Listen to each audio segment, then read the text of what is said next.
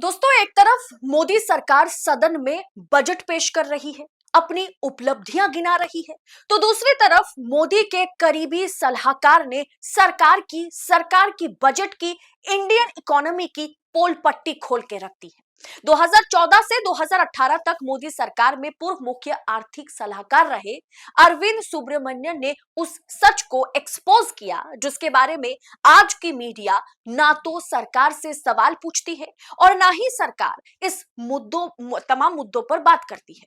ऊपर ऊपर बस यही दिखाया जाता है कि इंडियन इकोनॉमी की ग्रोथ बहुत शानदार है, ग्राफ एकदम ऊपर की तरफ भाग रहा है, जबकि हकीकत इसका उल्टा है। अरविंद सुब्रमण्यन ने इसका या इसी सच को बेपर्दा कर दिया है। दी वायर को दिए गए इंटरव्यू में उन्होंने साफ साफ कहा है कि सरकार को यह स्वीकार करना होगा कि वो जो कर रही है वो कारगर नहीं हुआ है, सरकार फेल हुई है। तो क्या है पूरा मैटर? एक तरफ सीतारमण सदन में खड़े होकर के कह रही हैं कि हमने बहुत अच्छा काम किया, महामहिम भी सरकार की उपलब्धियां गिनाने में थक नहीं रही थी। तो मोदी के चाहते सलाहकार जो है, करीबी सलाहकार, उल्टा क्यों बोल रहे हैं? दरअसल अरविंद सुब्रमण्यन ने सरकार की पोल खोलते हुए कहा है कि यह गिरावट लंबी चलने वाली है और ये एक बड़ी स्ट्रक्चरल गिरावट है। कोविड से थोड़ी रिकवरी हुई, लेकिन गिरावट लंबे वक्त तक जारी है। भारत की निजी निवेश लंबे वक्त से बहुत ही कम है, विदेशी निवेश लगातार कम हो रहा है, खपत कम है क्योंकि ग्रोथ कमजोर है। हमें एक ऐसी पॉलिसी चाहिए जो लंबे वक्त के लिए भारत को ग्रोथ दे पाए, जिससे नौकरियां पैदा हो। हमें बजट को केवल टैक्स में कटौती की तरह नहीं देखना चाहिए, क्योंकि लोग इसलिए नहीं खरीद रहे सामान क्योंकि ग्रोथ नहीं है। अरविंद सुब्रमण्यन जो कहने की कोशिश कर रहे थे उसे मैं आपको आसान भाषा में समझा देती हूँ। लोग इसलिए सामान नहीं खरीद रहे या बाजार नहीं जा रहे हैं, टैक्स नहीं दे पा रहे हैं क्योंकि उनकी लाइफ में ग्रोथ नहीं है। मतलब अब मानिए कि पहले टमाटर 30 रुपए किलो मिलता था, आपकी सैलरी 20,000 थी, आप 1 किलो टमाटर जो है बाजार जाते थे तो खरीद लेते थे। लेकिन आज टमाटर 80 रुपए किलो बिक रहा है, या टमाटर की कीमत जो है वो 80 रुपए किलो हो गई है, लेकिन आपकी सैलरी 20,000 ही है। मतलब आपकी सैलरी में बढ़ोतरी नहीं हुई, ग्रोथ नहीं हुआ। इसीलिए आप बाजार से 250 ग्राम टमाटर आजकल खरीद रहे हैं, लेकिन महंगाई के हिसाब से अगर आपकी सैलरी बढ़ती तो आप 1 किलो ही टमाटर खरीदते, चाहे वो 80 रुपए किलो क्यों ना हो। और सरकार को इसी मुद्दे पर काम करने की जरूरत है। सरकार ने पिछले कुछ समय में कॉर्पोरेट टैक्स में ह्यूज कटौती की है। कॉर्पोरेट टैक्स को कम किया गया है। सरकार ने कम इसलिए किया ताकि कॉर्पोरेट्स जो है वो नौकरी पैदा कर सके, एम्प्लॉयज की सैलरी बढ़ा सके। लेकिन रिपोर्ट ये कहती है, ये रिपोर्ट बजट से महज एक दिन पहले सदन में पेश की गई, आपके स्क्रीन पर, economic survey 2025, a corporate bonanza of big profits but slow pay. मतलब पिछले 15 साल की हाईएस्ट प्रॉफिट पर है कॉर्पोरेट्स, यानी कॉर्पोरेट की कमाई जो है पिछले 15 सालों की तुलना में अभी एकदम पीक पर है, हाई पर है। लेकिन कॉर्पोरेट ने ना तो ढंग से किसी की सैलरी बढ़ाई और ना ही एम्प्लॉयज रिक्रूट यानी नौकरी पैदा की है। तो कॉर्पोरेट्स के साथ क्या सरकार धंधा चला रही है? क्या ये नौकरी पैदा करना ये बस दिखावा है? अंदर अंदर क्या चुनावी चंदे के बदले कॉर्पोरेट्स टैक्स में छूट या कटौती की जा रही है? तो दोस्तों, क्या खेल यहीं पर खेला जा रहा है? इसी बात को समझाते हुए अरविंद सुब्रमण्यन ने कहा कि सरकार को ऐसी नीतियां बनानी होगी जिससे ग्रोथ हो, जिससे नौकरियां बढ़ेगी और लोग बाजार जाकर खरीदने लगेंगे।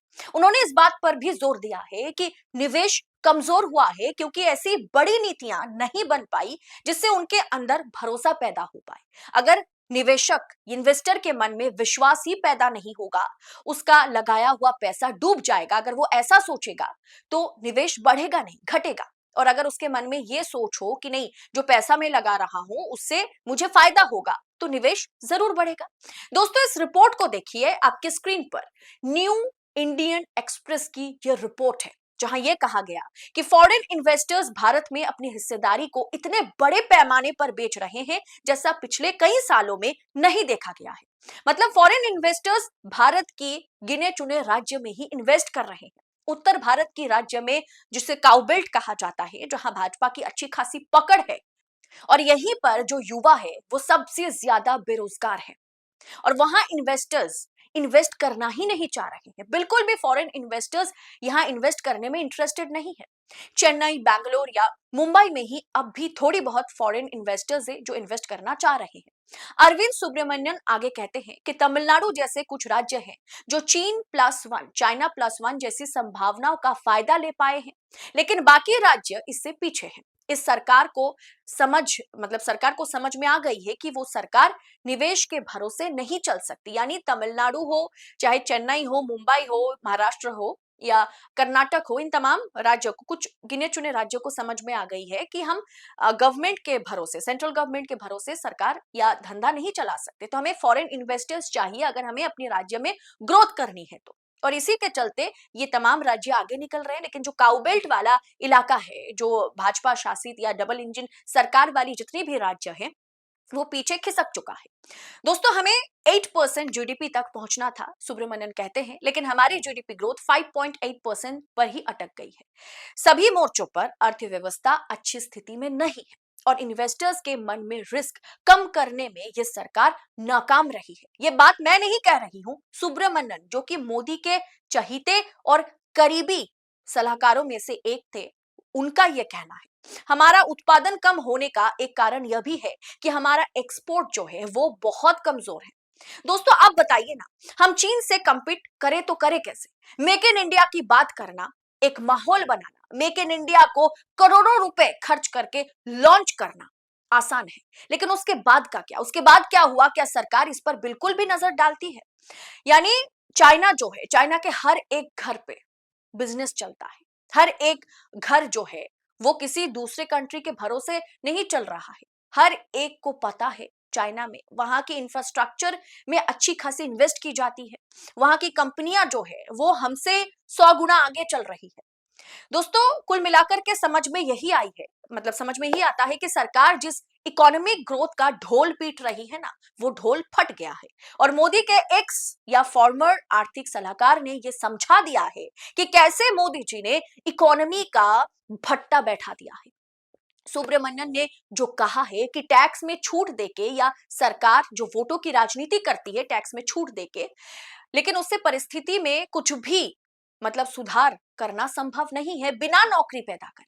दोस्तों, सरकार इस माहौल को काबू में, यानी जो इकोनॉमिक डिजास्टर हो रखा है उसे काबू में सरकार नहीं कर सकती अगर वो नौकरियां नहीं पैदा करती है तो। ठीक यही बात 4-5 दिन पहले आरबीआई के पूर्व गवर्नर रघुराम राजन ने भी इस बात को लेकर के जताया था।